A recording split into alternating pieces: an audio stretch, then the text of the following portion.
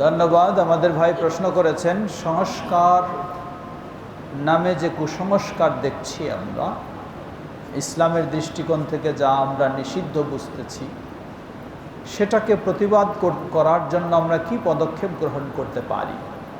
এই জন্য কি আমরা রোডঘাট বন্ধ করে দিয়ে মানুষকে কষ্টে ফেলে দেব, না কি পন্থা অবলম্বন করব?